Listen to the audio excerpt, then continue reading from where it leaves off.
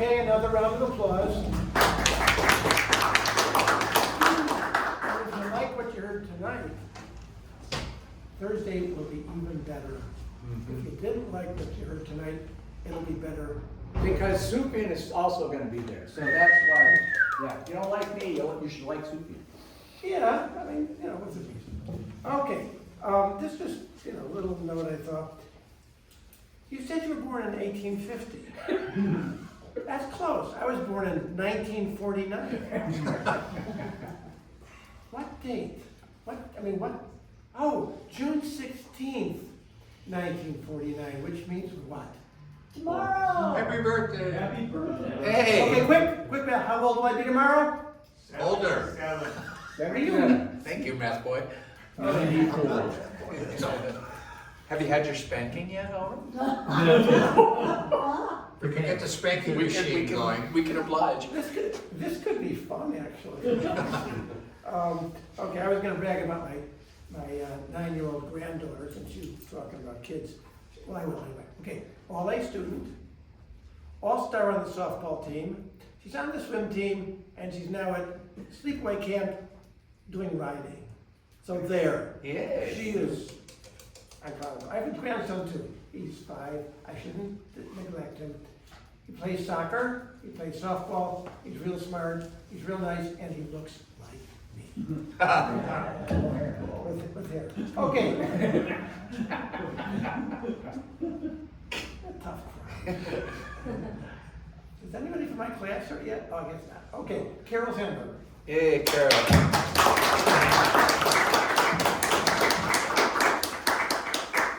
Two ex-New Yorkers. Two ex-New Yorkers.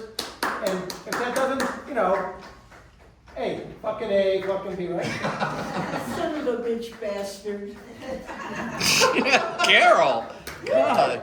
When I was a little girl, that was something that was said in my house, and I'm on the playground, and I said it to some little girl, and the mother was there. She grabs me by the arm and brings me upstairs, and she says, "Do you know what your daughter said?" She said, "Son of a bitch bastard." And my father, who, I'll talk about him a little in my thing, violent, crazy man. So he understands. I got it from him. And he goes, "Oh, we'll deal with it." Okay. Well, come on, think of me here. Well, I gotta get into my costume.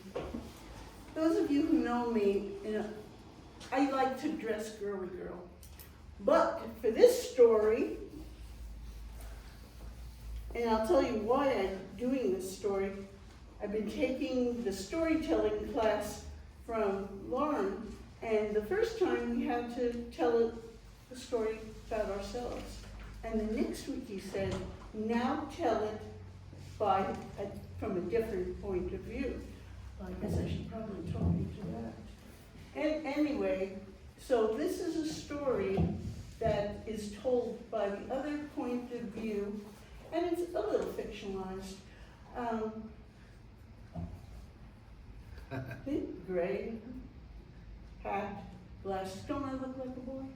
I'm even wearing black socks. Anyway, this is a little story. And for those people who were at the balls, I was going to say boots, yesterday, it's the same story, but I've practiced it a little bit more. Okay. I don't remember a time when I couldn't ride a bike. My mother told me that when she was pregnant, she thought I was pedaling inside her. I mean, I've always liked bikes. I like riding, racing, and the freedom to explore. I loved it, and I still do.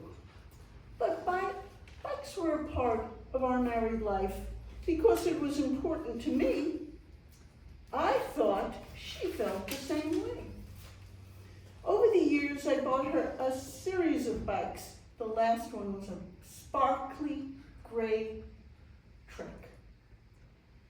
She always thanked me, but she wasn't always thrilled because of the cost. she really got upset when I bought our 6-year-old a $300 Nishiki.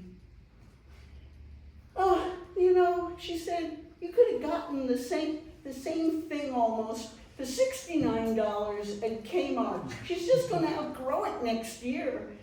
Well, you know, when you're a bike person, you like good bikes, not Kmart specials. You know, I had that trick. So, here we go. So, this is just the way it was. On Saturday, I'd go for a 3-hour ride up and down the steepest hills I could find, up and down. Yeah, people have told me I'm crazy. What the hell? I don't drink, and I'm good to my wife. I don't cheat. Anyway, my wife, she just liked to tool around the neighborhood, walking her bike up the hill to our house. Believe me, she'd never go on a ride with me, up and down the mountains. Anyway, I have to say, she always supported me, coming to nearly all of my races, and our little girls would stand on the sidelines and they'd shake their pom-poms and they'd go, way to go, Daddy, way to go. Believe me, he was the only racer there with his own cheering section, with his own, what do you like, the cheerleaders. Yeah, he was the only one there with cheerleaders. And you know, this being Minnesota, and we'll clap a little, but we don't go crazy every time they do something. Well, truth to tell, she really had no interest or talent for riding the bike. I blame her crazy father, though. He tried to teach her using the time-honored method of screaming! Pretty tense and not conducive to learning. Eventually, some friends wound up teaching her. When her nice Trek was stolen, her heart, was not broken, and as long as I had my 6 bikes, I didn't get her a new one. One day, I really don't remember exactly where, we saw some riders on a recumbent, you know, those ones that are way low, and she fell in love. They sat low on the road and had 3 wheels and just looked like fun. We started taking test rides at bike shops, different bike shops. They were as easy to steer as a regular bike.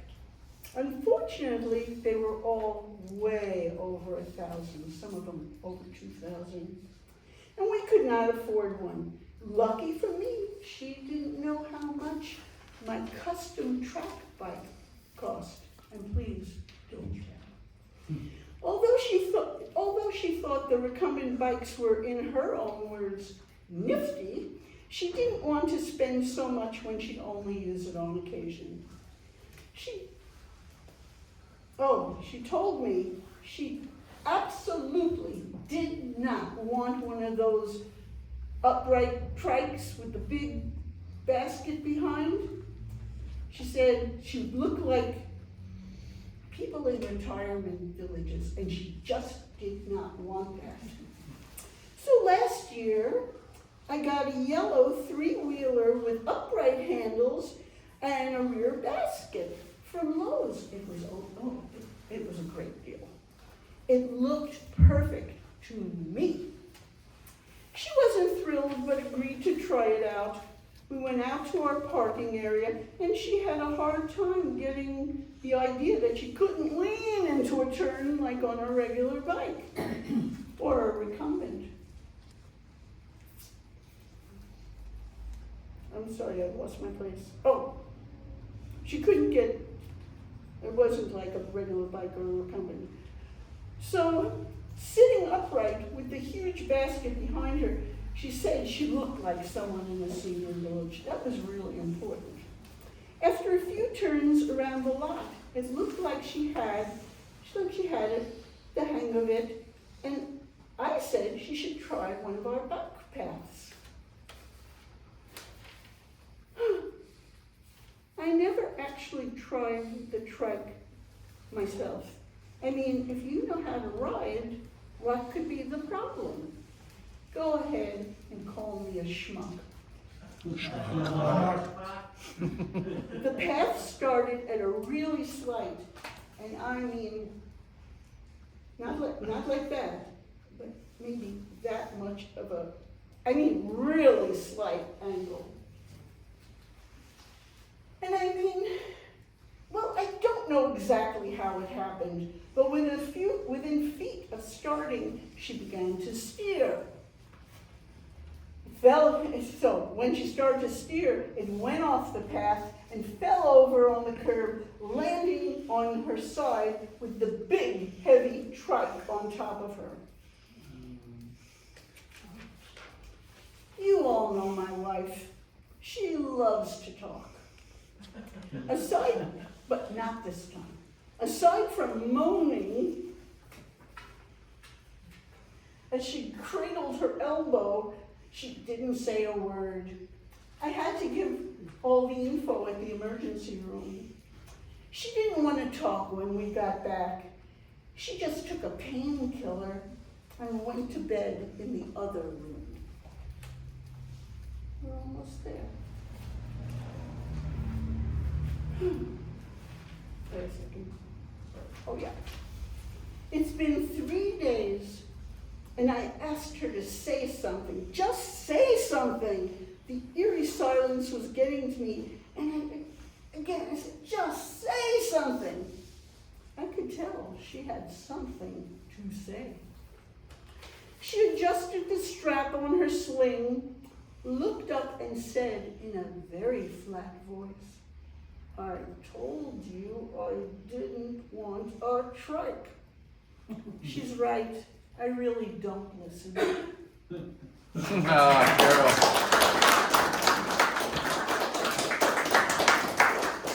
Ever since I had that fall, I'm really. Another round of applause, please.